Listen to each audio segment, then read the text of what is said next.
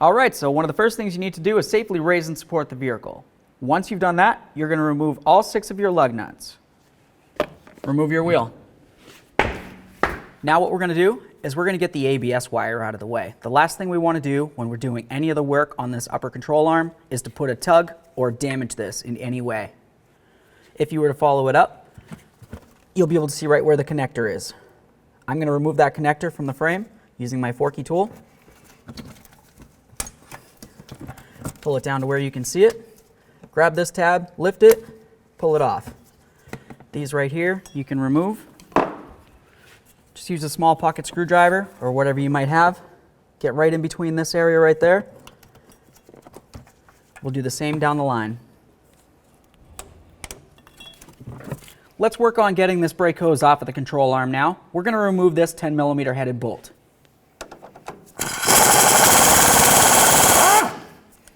That's very common for them to break. Kind of wiggle it around, get it off of there. The next thing we need to do is come right down here. We need to remove this upper ball joint nut. Once we remove that, we're going to break the knuckle free from the upper ball joint control arm. There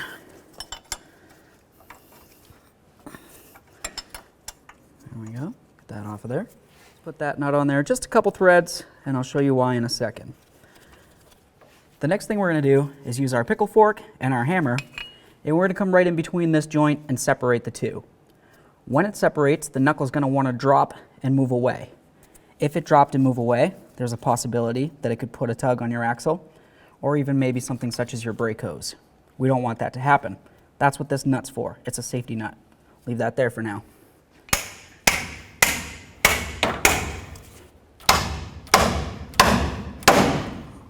So now I'm just going to use a bungee cord or pretty much anything that you might have that can prevent this from falling down, because we need to get that nut off there, but we still want to make sure we have control of this.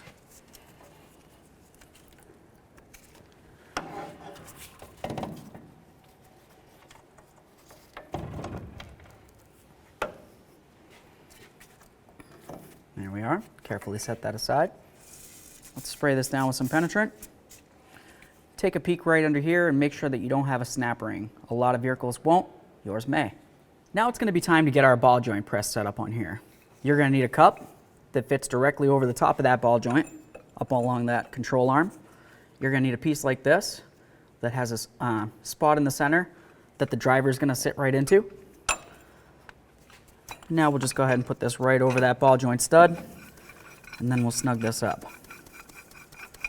Now we're just going to go ahead and tighten this up, and we're trying to press the ball joint up and through the control arm. You can't really see much of what's going on, but what should be happening is the ball joint's going to be coming up and separating. So it looks like that's working pretty well. I can see it starting to separate right there. So what I'm going to do next is I'll loosen this back up, and now I'm going to try using something else as a spacer to continue driving this up.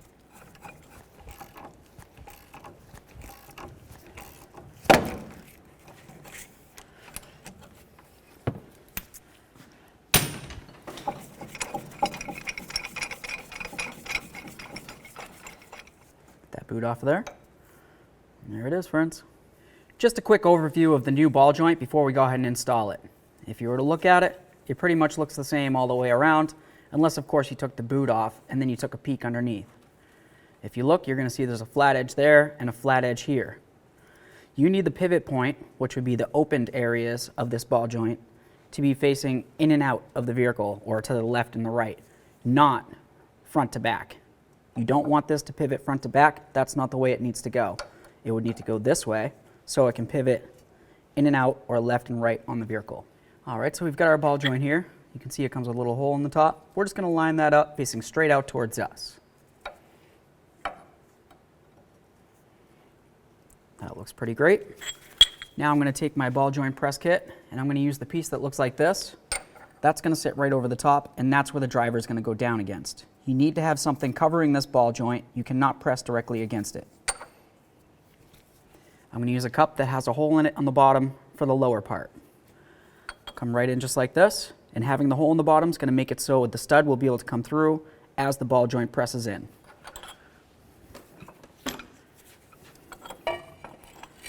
Start that right on there.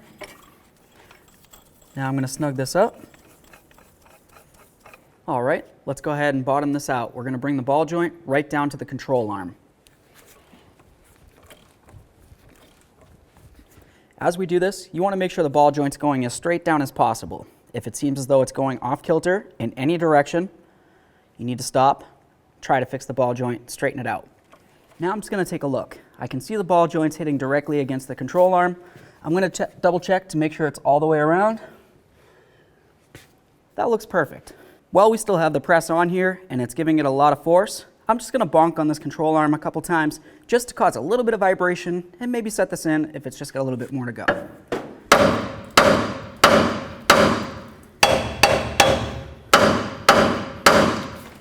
That's great. Let's get this out of here. It's super important to make sure that you put your snap ring on here. The snap ring is going to keep this ball joint from eventually or potentially working its way out of the control arm. Grab some pliers that look like this. They're going to have two little pitons on them, and they're going to fit right inside the holes on the snap ring. Once you spread them, you'll notice that it opens up. We're going to come right over the ball joint, and we're going to put it up into that lip that's up near the control arm. We got that over there. Double check to make sure it's seated all the way around. It needs to be in there completely. That looks perfect. Let's grab the boot. So let's turn over our boot and take a little look right here. You're going to see where the stud comes through. It has a little area that looks different than the rest. That area needs to be facing inboard or towards the inside of the vehicle. So we'll put that facing just like that, and it's facing towards the frame. Now we can take some pliers or whatever you might have, and we need to get the boot so it's sitting up on top of the ball joint. Double check the boot, make sure it's sitting perfectly all the way around. As long as it is, now we're going to grab the knuckle, bring it up, we're going to put the stud through. We're going to need a little bit of leverage though. I'm going to use a nice long pry bar, come across the top of the control arm here, / ball joint, and under the frame. I'll pull it down, and then I'll start in the nut. Give this a little turn, bring it up. Okay. Let's get our pry bar. Bring that ball joint down and into the knuckle. There we are. Let's start the nut on. Let's go ahead and get this thing so it's snugged up. Okay. The torque for this nut is 37 foot-pounds. Will you be able to get a socket and a torque wrench in between here? Probably not. 37 foot-pounds isn't really very much, but it is definitely tight. So bottom it out, give it a little bit more, and then we're going to definitely make sure that the cotter pin hole is going to line up between the nut and the stud.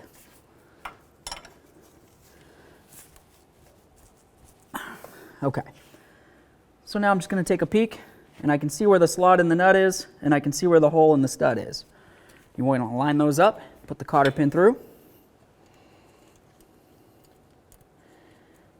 Just like that. Now we'll just pin this down, and then curl it over. This is going to make sure that there's no way that that nut can loosen up on its own. At this point, we don't need this on there anymore.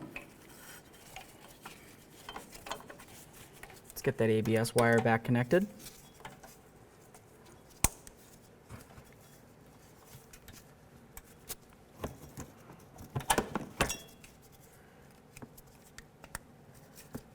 Give it a nice tug, make sure it's completely connected, and now make sure it's secured to the frame.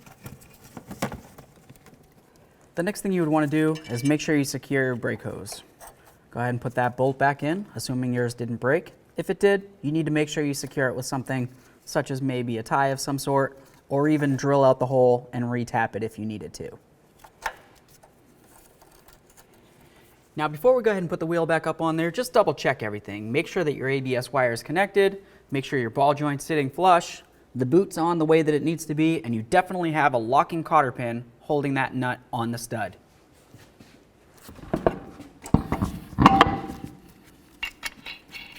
Now let's go ahead and torque our lug nuts to 140 foot-pounds.